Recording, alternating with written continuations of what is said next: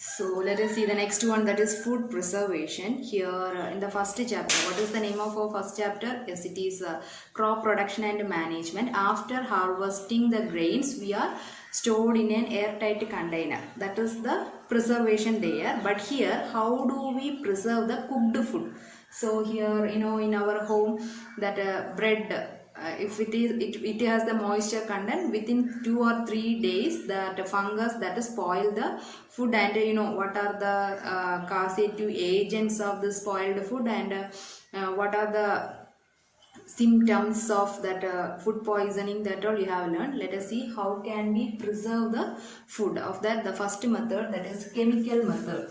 We are using some chemical method for preserving the food. Here chemical method is nothing but we are using some chemicals. In our home we are using vegetable oil as well as salt, isn't it? Vegetable oil and salt we are using for preserving the food in our home.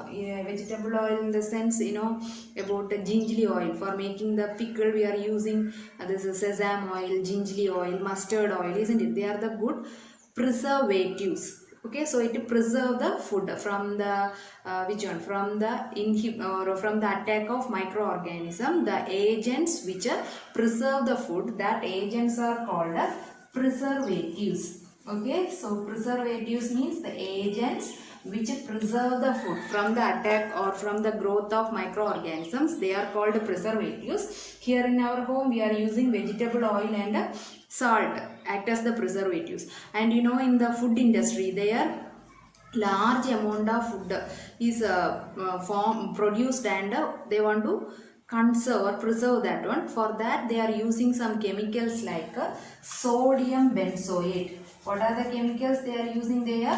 Sodium benzoate, and they are using sodium metabisulfate. Okay, sodium metabisulfate. So these are the chemicals they are using in the food industry. So what are they? Sodium benzoate and sodium metabisulfate. These are the chemicals they are using in the food industry. In our home we are using vegetable oil, salt, etc. So these are the agents which preserve the food, that is called preservatives. Okay, the next one is preservation by salt. Second method is preservation by salt. Here for ages the people have preserved the food by adding salt to the meat as well as to the fish. So that process is called salting, isn't it? Salting. So here the salt has the power to absorb the moisture content from the food, so that places inhibit the growth of microorganisms. Okay, so it has the power to absorb the moisture content from the food, and there it inhibit the growth of microorganisms. Especially we are using the meat as well as the fish preserved by which method? By salting. Okay, then the next one is by sugar. By sugar, preservation by sugar. Here for making jam, then jelly, for making jam, jelly, squashes, for all we are using sugar. Here sugar act as the preservative. Here the sugar also has the capacity to absorb the moisture content from the food, so it inhibit the growth of which one? Microorganisms. So we are using sugar as the preservative for the production of, or for the preservation of food items like jam, jelly, squash, etc. And here some of the food items are preserved by using that acid, especially vinegar. We are using vinegar or oil. The pickles, we are preserving it with the help of vinegar or oil, and that preservatives inhibit the growth of microorganisms. And also here in that environment the microorganisms cannot grow. If the oil or a vinegar content is more in that particular food items, that in that environment the microorganisms can't grow, so the different types of food items like fruits, vegetables and meat, fish, etc. are preserved with the help of this vinegar or oil. And the next one is heat and cold treatment. What is it? The next method of preservation is heat and cold method.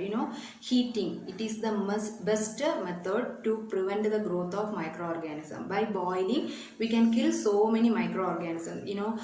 When we are boiling the milk, isn't it, before using the milk or before storing it in the refrigerator, we should, or your mother should, boil the milk. So here the milk containing microorganisms are killed there, isn't it? And also about a packet milk, it is called a pasteurized milk, isn't it? Packet milk is called a pasteurized milk. Why it is called? So what is the meaning of pasteurization?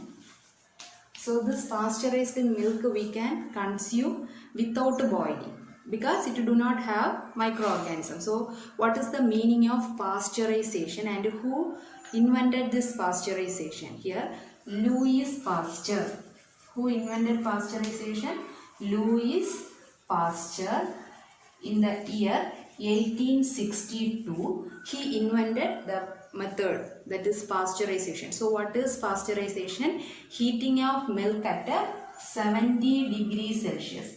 Heating of milk at 70 degrees Celsius for 15 to 30 seconds and suddenly chilled it and stored it. So that process is known as pasteurization. So what is pasteurization? Pasteurization.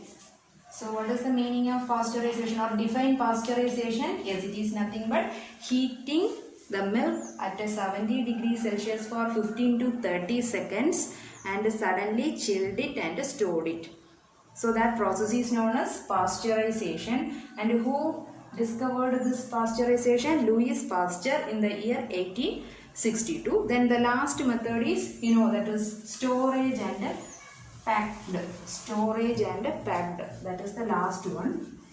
Storage and packed. Nowadays we can see the fruits as well as that fishes and also that vegetables, they are dehydrated. Dehydrated means remove water from the food items, and that process is known as dehydration. The traditional method they used, sun dry, that is called dehydration, removing the water content from the food particles, that is known as dehydration. And that mainly the moisture is needed for the growth of microorganism. If the moisture content is not present in the food items, so it inhibits the growth of microbes there.